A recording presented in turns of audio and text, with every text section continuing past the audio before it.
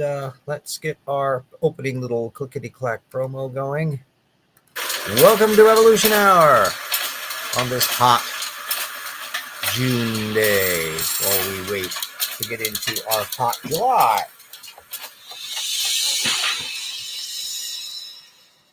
And voila.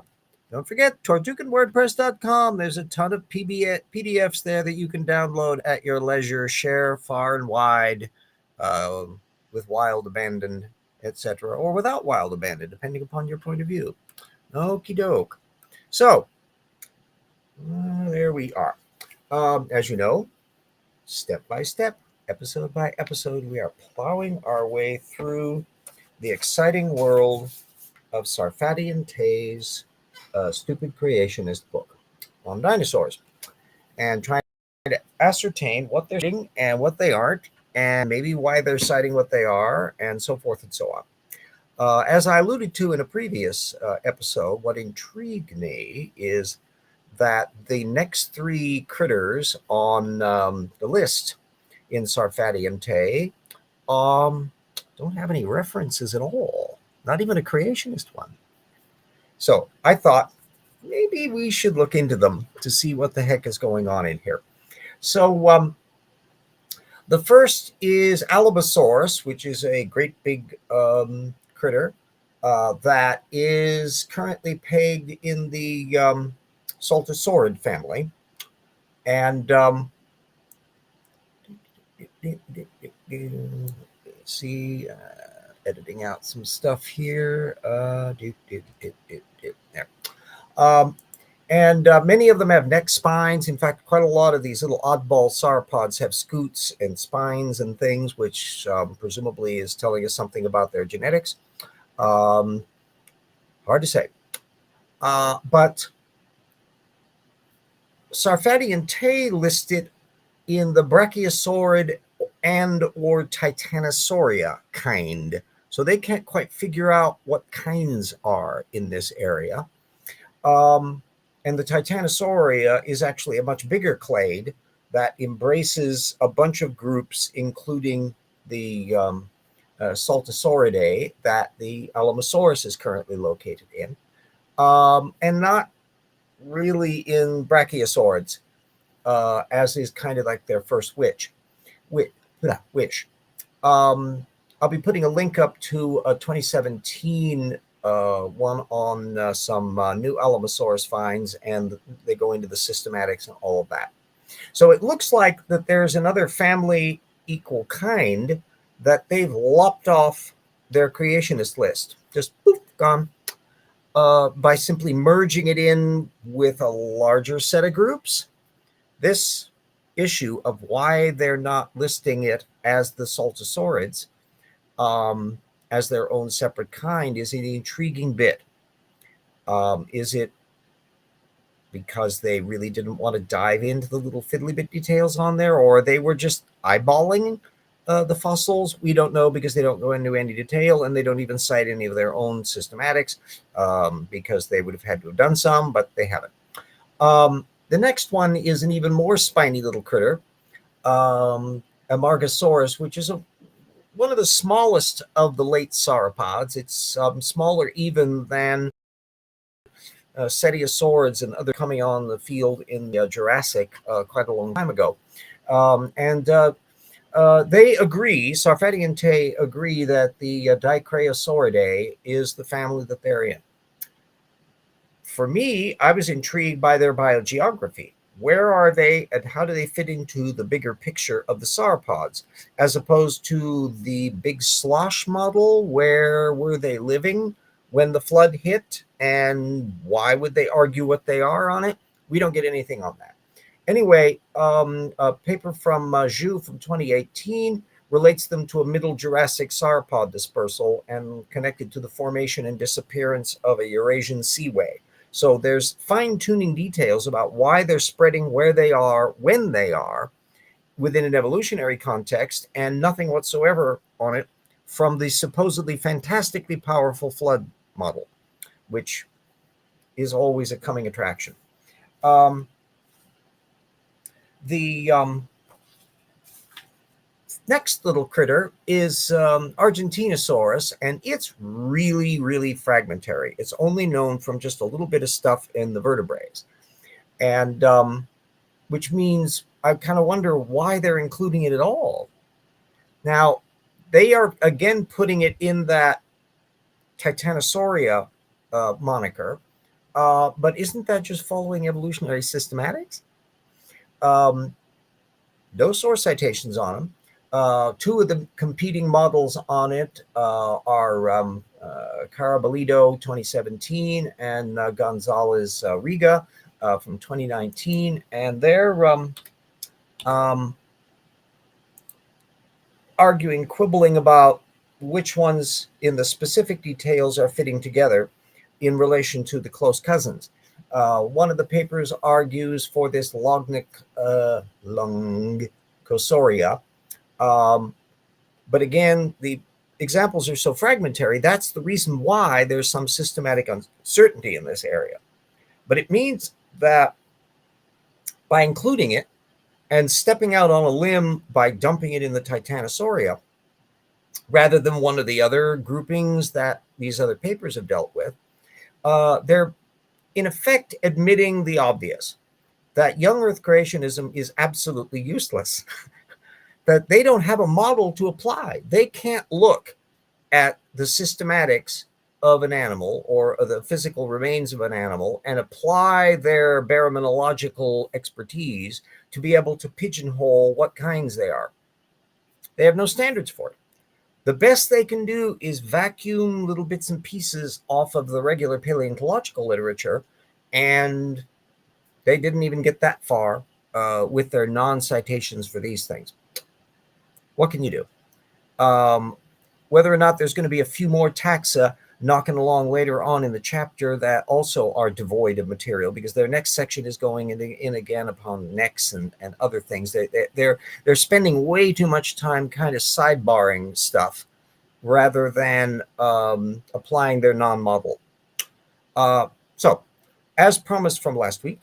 Oh, and by the way, for those of you who follow me on Twitter and that, I put a link up there. I suppose I could put one in here, but it's more of a Coulter Camp side issue, so you can hunt it up. But anyway, a post for Spokane Faves News got put up where I put some pithy commentaries on the Louisiana Ten Commandments bit and why it's not a particularly good idea. Hello, yes, select up to 2.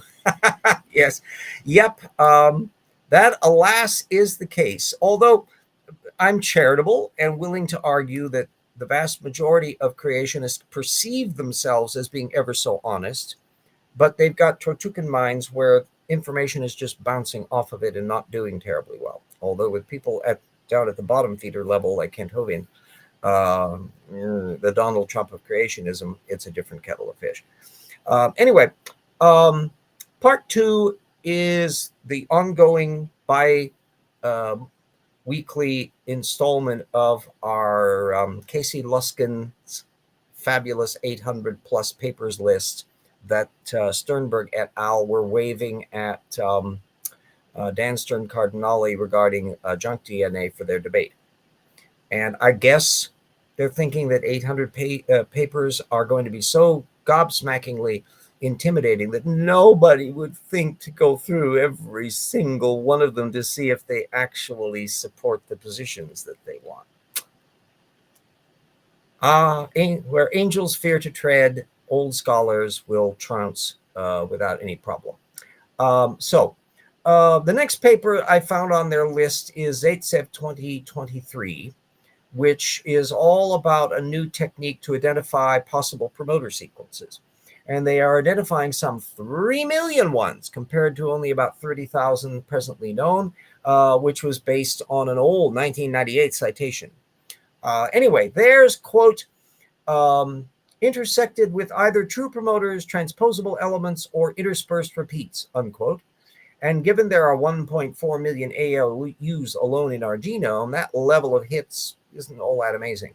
But at no point were they claiming that all of those were in fact active promoters, just that they had developed what they hoped to be an improved technique for hunting up potential targets for them. So this is not actually making the around 50% functionality claim that Luskin was dealing with. All we've got are lots and lots of candidates for potential things. And the fact that so many of them are connecting up with ALUs that are biologically active if they get a mutation going on, well, duh. And we already have discussed in previous weeks how ALUs can inveigle into the system as a activator, but not necessarily helpful, which gets us to our next thing. So that finding a candidate for an active promoter wouldn't be the same as beneficial design is suggested by several papers on the same topic that are not on Luskin's list, such as a paper from 2019 by Lee et al. That is trying to do the same task of figuring out ways of detecting potential promoter sequences. But they're also explaining a lot more on the background details of why they're looking into it. The fact that the promoters that they're targeting are from 100 to 1,000 base pairs, and the hunt for them is so important because they associate with triggering of diseases. So just because something is becoming a promoter doesn't mean it's doing a nice thing. And that's sticking right back to that theodicy issue, which I have a little column for in my spreadsheet, tracking along. So we're now running around 60% of the sources that Luskin's lists are bringing up out of the dozen or so far that are kicking off that theodicy list. Let's see here. Similar points are made in a 2020 review by Gasparini. Unfortunately, it's not open access, but I will be this time putting a link to the abstract of it. And they noted, quote, over 1 million candidate cis regulatory elements with enhancer-like signatures. These collectively span around 16% of the human genome, unquote, which was relying on the 2019 ENCODE work, by the way. So they're operating off of the targeting of trying to find stuff that's biologically doing something. But again, this is not necessarily going to the point of this becoming actually active and designed in a way that you would really want to be dealing with it. They note that, quote, a major component of the heritability of nearly all common diseases partitions to these regions, and in particular to regions that have enhancer-like signatures in disease-relevant cell types. Bingo, bingo, bingo, theodicy again. And concluded how, quote, the vast majority of biochemically nominated candidate enhancers, when perturbed by CRISPR-1, do not result in detectable changes in the expression of genes located in cis. So they're looking at a foam on the beer aspect of this that are associated with the system glitching up in diseases. Does Luskin really want to go here? Has Luskin and the company of these people actually looked into these papers to put them on the list that they really are bringing this up to us? So not all of the genome, and it's not necessarily functional and theodicy to boot.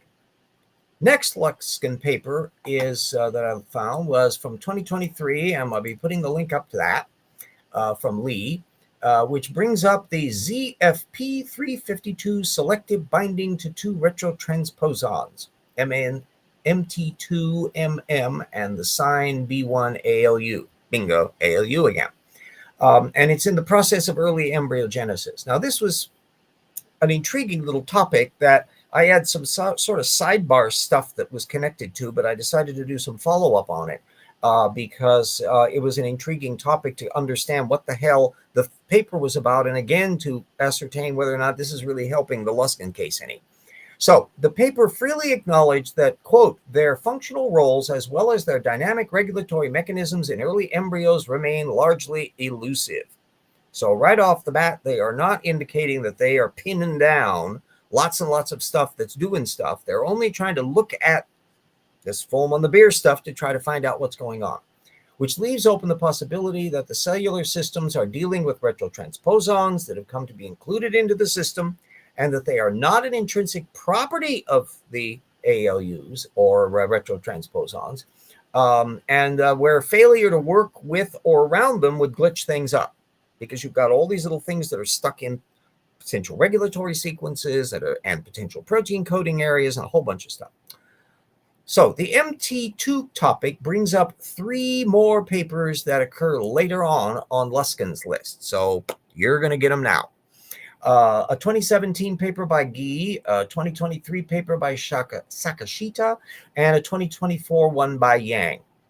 Now, the Guy paper was operated in terms of, quote, tens of thousands of transposons near essential genes, unquote, which would be within the ballpark of 1% of them involved. Remember how many retrotransposons there are. So this, when you do the math, even though there could be tens of thousands of these things potentially doing something, potentially, that's still a tiny number, well below that threshold. It's basically in the same ballpark that Dan Stern-Cardinale was laying out. Isn't it fun to take a look at the little details? Similarly, the examples studied by the Sakashita paper are around 10% of the mouse genome. They were studying mice, not humans in this case. Now, if all of them were functional, as ID would want, that's still below their threshold. That's still well within the ballpark of what Dan was talking about. So they're not helping at all. That MT2 may be needed because it's stuck there and the system can't ignore it in the process of transcription remains a possibility, especially as the Sakashita paper also cautioned that, quote, the function of MERVL itself remains unclear. So they're not entirely sure of what all the pieces are doing. So this is nowhere near another confirmation for the Luskin case. They're just stabbing in the dark. Now, the Yang paper is actually kind of close to the ID mark. And I put it provisionally as so far the one and only paper that is on their side. But even that, I've got some caveats. They note, quote, it is believed that these retrotransposons act as cis-regulatory elements to enable successful gametogenesis and early development, unquote. But they're kind of vague on what percentage of those they allow. One of the sources that Yang drew on for the topic ends up on Luskin's list too, a paper from 2022 by Fueo, which again slams straight into the theodicy snag. And Google search hitting on another on this list, Senft 2021. I'll give you the abstract to it, which that turns out to be a very detailed survey of the topic, including how disruptive transposons and transposable elements can be, even as some of them have worked into the dynamic system. So we're still cycling around this issue of, is this an intentional design, or are these elements that are clicking into the system because of viruses and a whole bunch of other things that are like ticking time bombs, some of which become welded into the system that the system has had to take a compensatory mechanism to work around. So far, again, not coming up on too much, but at the very least, you got them coming within the prospect. They're not ruling out in the Yang paper the idea that a big chunk of these things theoretically might be, that 40% if their number was accurate. So that I'm actually popping over onto their side of the list. Now, the signed B1ALU side brought up a couple more papers that Luskin riffs on later on in the list. Karajulich 2017, and they're discussing differential transcription as under stress or infections. And then a 2021 paper by Zhang, which certainly covers how they can get edited out if they're being troublesome, and again, disease generators for some if they're not removed. So this is snagging right back up on the theodicy issue again. Now, a paper not on Luskin's list is one from 2011 by Kamarov on the origins and evolution of signs in eukaryotic genomes, which I will be throwing in as a one that you can read on your own to give further context as to what's going on with these retrotransposons and why there are these signs in them. So far, then, we've got over a dozen papers that I've analyzed, and one is a partial on their side. Just one. All the rest are really stretches, and the vast majority of them so far are snagging on the theodicy problem. You want to bet that this is going to be continuing all the way down through the list. The vast majority of them, by the way, are in that ALU category. And so the fact that we've got so relatively few ALUs that actually do stuff, and that the things that they actually do are not nice. A small segment of them are okay. They're operating in our brain chemistry. But it's still way below the million or more ALUs that are not doing a damn thing.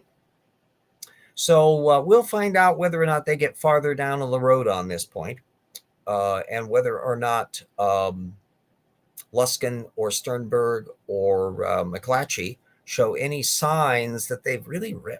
How do they compile the list? Because they're in kind of a willy-nilly pattern, they're not alphabetical, and they were apparently constructed kind of on the fly in a relatively short space of time, to show off this massive stuff. So I think they were culling their reference bibliographies and various listings that they've acquired. The fact that the vast majority of them are quite recent, so they're not previously drawn on by the apologetics. They're diving into newer material. That may change as we get farther down the list and look at some of the other items, but the vast majority of them all seem to be 2020s era stuff. But are they just reading the abstract or the title and going, aha, this helps, boop, this helps, boop, boop. Or also looking at some of the material that's cited by other things. The fact that so many of these ones that come up even on Google searching, when I discovered, also ended up being on their list, strongly suggests that there may be a certain amount of just trawling for ammo. But are they looking that close at the ammo before they try to stick it into the gun barrel? So far, it doesn't look like they are. And we've only got some 800 some odd papers to go. But in due course, I will conclude all of it, because I'm anal retentive. I'll be going through every single one of these bloody things. It'll be the same kind of process that I'll be doing one of these days with the Discovery Institute Descent from Darwin list that always intrigues me as to why it's structured the way it is. There's been some little sidebar stuff. Rational Wiki did kind of a little breakdown of some of the stuff, but I'm much more intrigued by, again, why the order of what they're putting in and who's on it and who isn't, and why are they structuring it the way it is, and what kind of growth patterns and what groupings, how many of them are various disciplines and all that. That'll require breaking down, because there's 1,100 names on the bloody thing in the current listing, and so that's an awful lot to deal with. But a future book that I may well be doing on the creationist educational endeavors and their whole Kulturkampf agenda and all of that. I'll probably call it Kulturkampf. That will be a thing where that would fit in quite nicely as an appendix to the book, where I would be breaking down that Discovery Institute list. But we have other little fish to fry before we get around to that stuff. So anyway, that kind of covers the basis that we've got on there. Then in 2 weeks, then there will be another Casey Luskin blip, and we'll be getting a little bit farther into the thin world of the sauropods, find out what other little source bases and stuff they've gotten. I'm kind of licking my chops a little bit when they get past the systematics material to their couple chapters of where they're going to be lambasting the bird-dinosaur connection. And that, I'm anticipating, is going to be heavily recycling the usual apologetics, including monster doses of Alan Fiducia. And the fact that we've gotten so far on the genetic ends of things, and recent material on the developmental biology, the Alibardi papers and stuff, which we cited in previous works, find out whether or not any of that shows up in their analyses. And if not, is it because they're colossally sloppy researchers, or because they don't want to draw attention to it, because it isn't helping their case any? We'll find out. That'll be farther down the road. Since they devote 2 bloody chapters to it, that's not a trivial detail. They really want to bang this drum. So they're going to have to deal with the embryological data. They're going to have to try to demolish Prum and Brush and their work, the material that's been developed on the linkages between skin placodes, in the development of feathers. There's just been a scad amount of research on that, and parallel work on the formation of hair, because it's functionally a convergent phenomenon that goes on, involving a lot of the same genes, bone morphological protein and sonic hedgehog and all the rest, that manifest in varying ways, as in part based on whether or not the skin dimples in versus out. And that little pimply up versus down has apparently channeled some of the dynamics as to why feathers look different from hair. And for the life of me, I can never remember which one does the up and down, but it's one versus the other. So anyway, that gets us up to speed on that part. I hope those watching the show that are in the heat dome are taken care. We were kind of windy here in Spokane. We were up in the upper 80s, but I stayed inside the house and had the furnace pumping the basement air up and all of that. I've got a little air cooler that if it gets closer into the 90s or 100s, I'll have to put that in the back window and let that cool down the back end of the house, but we're not up quite that level. Temperature's going to be yo-yoing down a little bit, so as the jet stream whiplashes around, we're going to be getting a little bit of cooler stuff.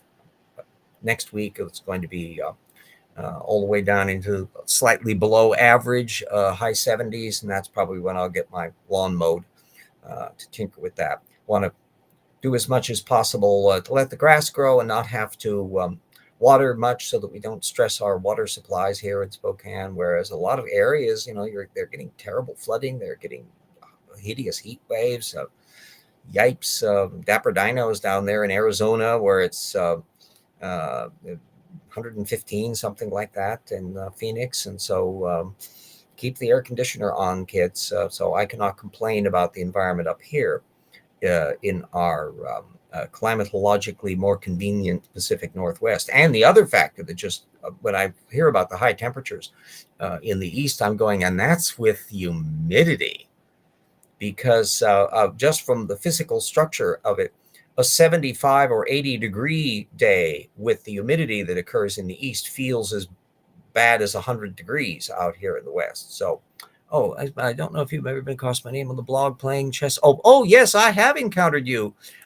Yes, Playing Chess with Pigeons. I've got a few of your stuff in my reference bibliography. Yes, indeed. A fellow traveler in the world of reading stupid creationist arguments and explaining why they're a bad idea. My general advice for everybody that dives into this area, play to your strengths and interests, and as much as possible, document things with full text links, so nobody watching the shows need to base things on my word for it. This is a game. Remember that Tortugan minds, of which creationists are an example, a spectacular example, but political ideologues and flat earthers and Holocaust deniers and anti-vaxxers, and sometimes these groups overlap these days. But nevertheless, all of that kind of group, it's one bad method to rule them all. And so they cannot play that source game. And the more they try to, as I'm demonstrating with my source analyses of various creationist books and the Casey Luskin stuff, is that source citations are not their friend. The more they try to point to things opens up more of the prospects for trouble. So Troy, you have some questions or comments? Let's have a conversation going in here, because we're only like a half hour into the thing, so I can easily run for a while. I'm assuming it's like, 8-ish in the morning or so over if you are in Britain, the formerly attached to the EU world of Brexit UK. I don't know whether they're. I know there's a lot of high temperatures going on in the continental area. I'm not sure whether or not you're getting roasted there in Britain or not. You do get a little bit of a thing from currents and stuff coming off, and wind structures and all that, so that may be helping a little bit. But away we go. I've always kind of, because I've never been to Britain, whether or not it's humid or not. We've got, I know that there are some sections where it can get pretty bad. Oh, you're in California. Oh, okay. Well, then you're on your same time zone that I am. Yeah. Yeah. The stuff that I've been following of you, is a wonderful example, because the way it's ridiculous for any individual to think that they have to reinvent the wheel and that they have to follow absolutely everybody.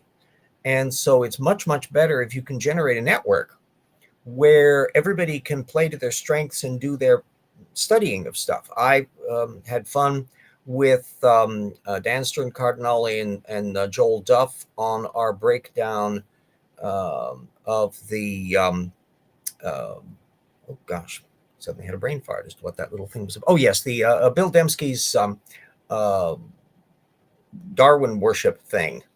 That I mentioned on there. And there I was performing the role of kind of the resident expert, because I studied the intelligent design movement at a level that's more than Joel has, because he's tended to focus on young earth creationism.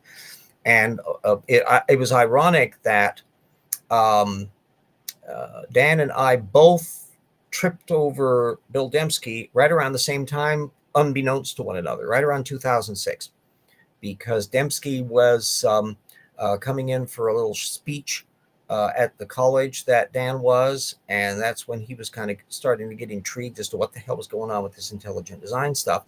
Whereas I was coming at it from bumping into the fact that Ann Coulter's, Ann Coulter had jumped off the fence and overtly criticized evolution in her 2006 book, Godless. And Dembski was listed as her primary tutor in this area. And so, curious little fellow that I was, trying to figure out, were some of the dumb things that she was saying coming up because she was doing that on her own, or were these things suggested to her with her coffee clatching with Bill Dembski? And he was not terribly forthcoming. The dumb quiz that almost made my that one. Yeah. Well, it made everybody's blood boil. Dan Stern Cardinale's jaw dropped on it, and Joel Duff, when he took a look at it, it's just the equivalent of a facepalm. To where he was towards the tail end of the discussion, his opinion was, "My gosh, this is the reason why I don't pay attention to intelligent design. This is just dreadful and pointless." But it does, in fact, tell you a heck of a lot about Bill Dembski's worldview and how congealed it is. His obsessions about Richard Dawkins, his conception about human exceptionalism. There were little sidebar stuff that were so far removed from the day-to-day work of evolution, and something that I spotted, the fact that there was not a single reference to the fossil record in it. There was not a single, couldn't he even put a question in about the Cambrian explosion? I mean, good heavens. Yeah, it was an amazingly astonishing little bit that I broke down into 4 categories of how much were really okay issues in evolutionary thinking, to where, this was a legitimate question. Only a few were like that. Much more were deck stacked questions that related to some evolutionary issues. But the big block was that culture camp stuff. And so even though Dembski had left the field, presumably, that's what amazed Dan Stern Cardinale, because the last he had heard of Dembski was that he had quit the game and wasn't going to be doing any discussion in this area. He'd written some religious apologetics after he had finished off the no free lunch style screeds, and retired to whatever it is he was retired to. So to see him coming out of mothballs to put up this list, I thought was quite interesting. He's about my age. He certainly has PhDs that I don't have.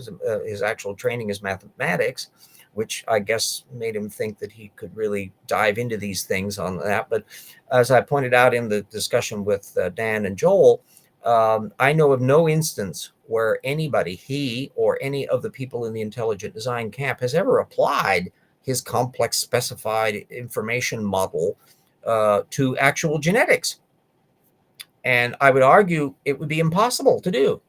If you had a genome string that either was or was not functional in any living organism, could he identify which one, whether it was a functional genome or not? Could he distinguish a disease-bearing genome from another one?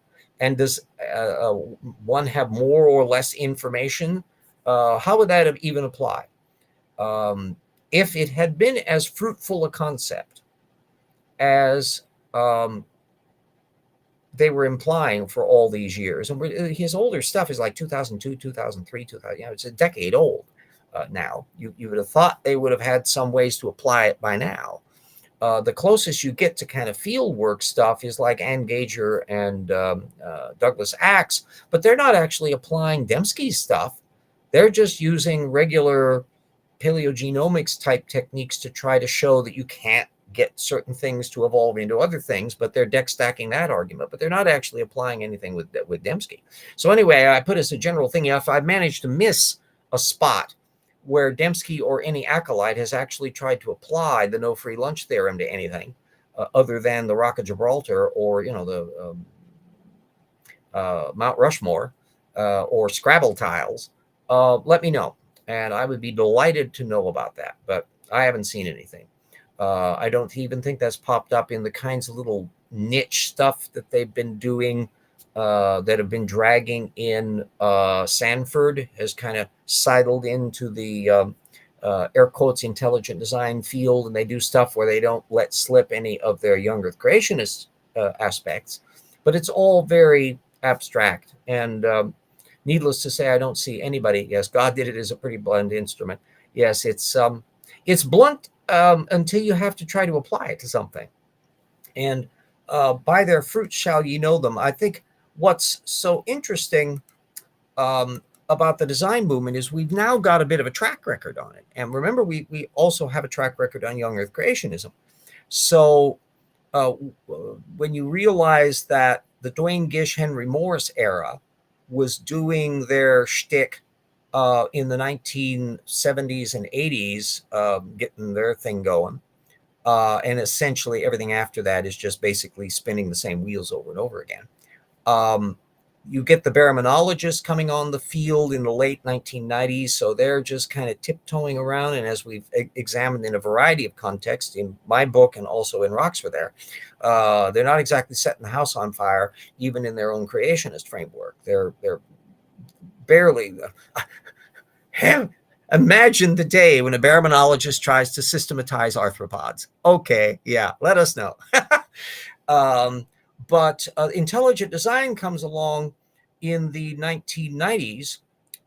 It was having its gestation earlier. Steve Meyer was one of the big league fomenters of this movement and connecting up with this network. And then the catalyst, then when they connected up with Philip Johnson and started linking up with the Discovery Institute, that now they had their set going.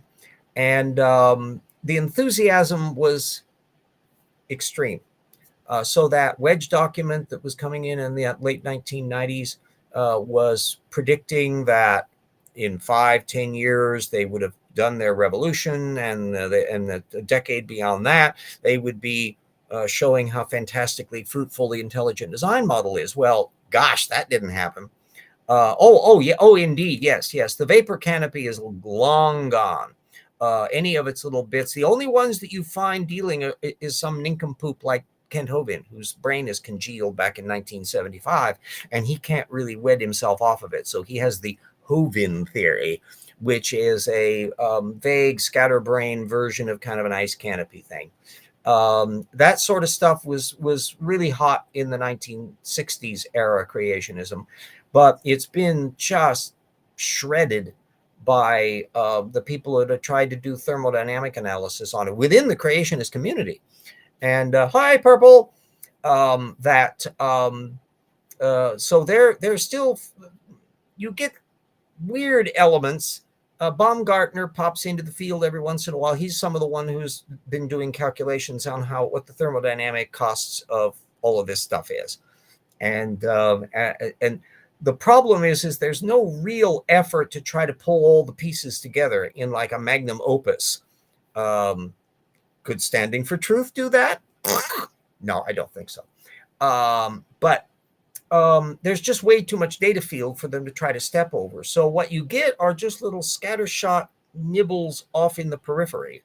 to where one creationist, so the brand new one that it's put up, it's not by a creationist, but it's published in a creationist journal, which is at least give them nods for publishing this on the mud problem and how much energy is required to squeeze water out of stuff for lithification and how much time is involved in this.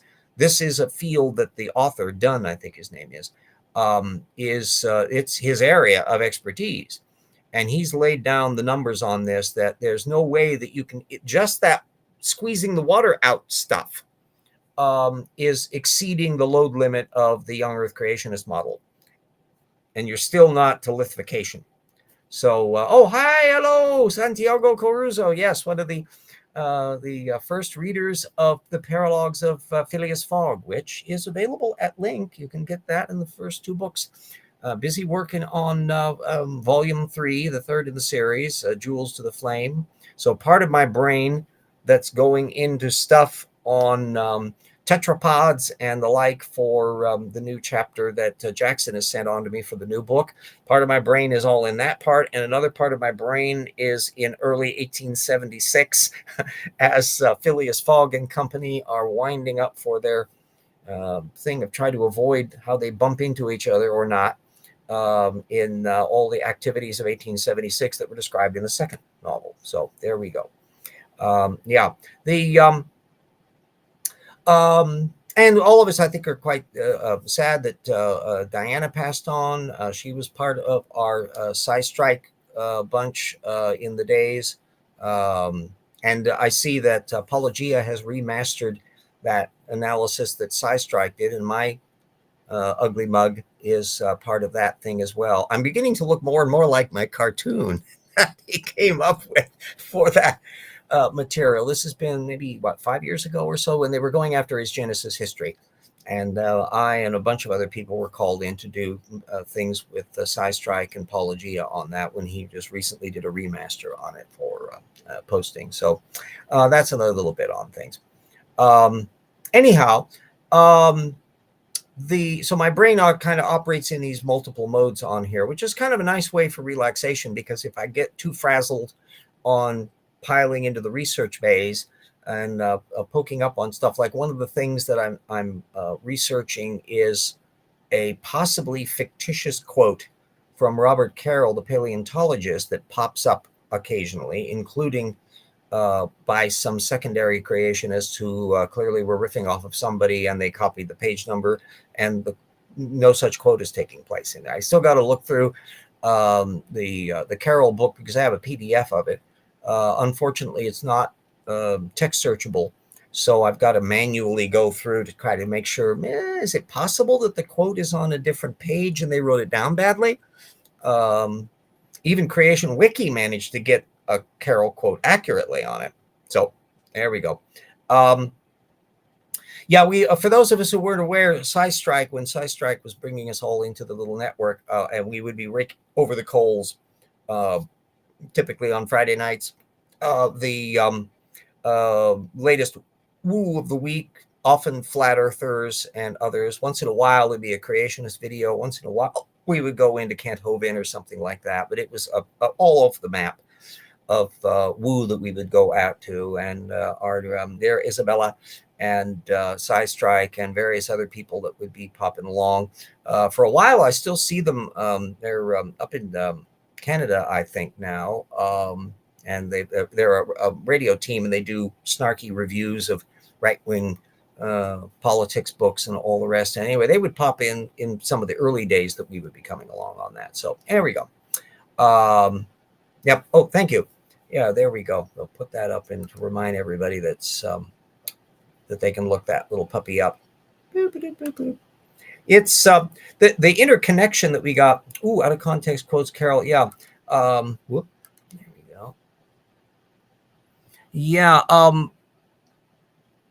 Morris and Gish were the great man, and Gary Parker to some extent, but Morris and Gish were absolutely addicted to secondary authority quotes, and it was their primary apologetic style. And Morris did this. He would do whole books of out of their own mouths and you could just spend a colossal amount of time burrowing down through his material to try to track everything down. And Talk Origins has tons of stuff on most every of the little quotes. Dwayne Gish is in a slightly different mode. He would do authority quoting now and then, but he was also a detail fiddler. And the current intelligent design detail fiddler is Casey Luskin, who's operating in exactly that same mode of where they're trying to dangle the scientific information as if it means what they want it to, and take a little snippet out of context and hope that you didn't look up the original material to find out whether or not it was the way it was. It was the reason why this had come up as well, because there was one of the sections in that marathon 24-hour, 48-hour fundraiser that Erica did that along the way, and she's been now parsing the little segments up now that she's gone on her dig to Africa. So she's going to be taking the elements of that marathon and putting it up in little sections. And the first section that came out was on Tiktaalik. Yeah. And that's one of the things that I think anybody in this area wants to bear in mind is when you're dealing with an ideologue and they are going out of their way to say, this source is my smoking gun, don't take their word for it. And the one advantage of working now, and we are in the 2020s, is it's so much easier to find the primary sources. That stuff that would have been utterly inaccessible, and I know because I tried to access a lot of this stuff 15, 20 years ago, is just boop, mouse click, boop, download, and away we go. So it's an ideal environment for people who want to go into these things, that you've got an accessibility factor that's just golden. And so let's use it, kids. Run with it, because it's a game. Yes, the Trojan sources. I like that phrase. It's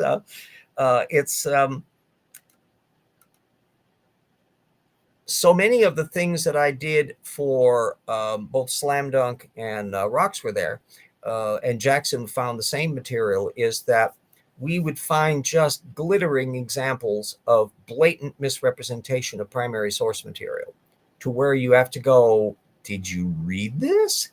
That it's seriously calling into a question any of their credibility as scholars.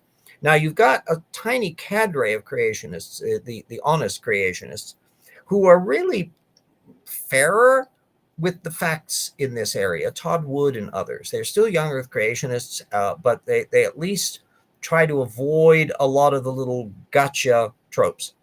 But the vast majority of people on the internet aren't operating at that level. But the vast majority are at Matt Powell standing for truth level.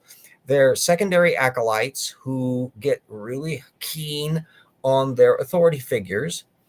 Even Sal Cordova, who really ought to know better. He has way too much expertise to go down the rabbit holes he does, but there he does. And he's working with Sanford. Supposedly there will be these tremendous success stories coming out down the line. But getting back to that whole bit about how the intelligent design movement hasn't gone anywhere, besides Dembski not dealing anywhere, it can be fairly said that no intelligent design argument has gained any traction whatsoever in any discipline whatsoever. And remember, of course, none of it's going to be dealing with the cosmology angle, because they're not young earth creationists, although there are young earth creationists in the intelligent design camp. Well, I think it's ruined my life, even if there was nothing. Yeah. Well, we've got it. There's the thing that worries me is that the current Trumpista Supreme Court might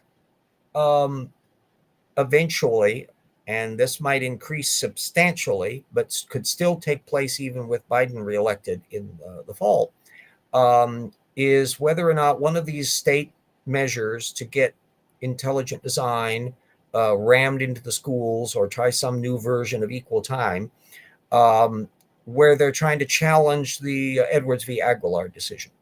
And remember, Edwards v. Aguilar is a younger Supreme Court decision by a decade than Roe v. Wade. And look what happened to that. with the Dobbs ruling. And remember who wrote the dissent to Edwards v. Aguilar, and that is Justice Scalia.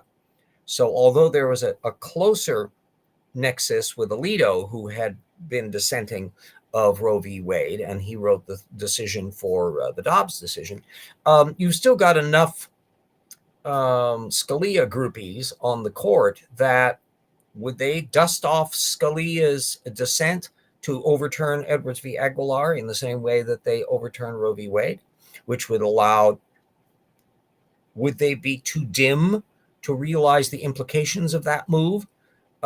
Just as they, I don't think, realized the can of worms they were opening up by throwing it back into the states and threatening IVF that the extremists want. Do they really know about that extremism? And so even though a narrow ruling might theoretically be about just intelligent design, how could they exclude young earth creationism from this if they're going to overturn Edwards v. Aguilar? So I'm dicey about some of this stuff. So anyway, oh yes, and I, at 50 minutes, I need to remember to thank my patrons, without which this would be much harder to do every week. So let me get my little share screen up in here. Thanks everybody to the colleagues and researchers and assistant researchers and friends and everybody in the legacy patron category who has helped over the years, up and down and in and out. If you're listening to the show and you can plop down a pledge to put $1 a month or better if you can, every bit helps. And it makes it easier to get by with the needs for ink and paper, as well as the getting by stuff. I wish I were as well heeled as the Discovery Institute. Wow, imagine pulling down 150 grand. Woo! Oh, well, we don't have that little puppy. And then let's put up our advert for The Rocks Were There,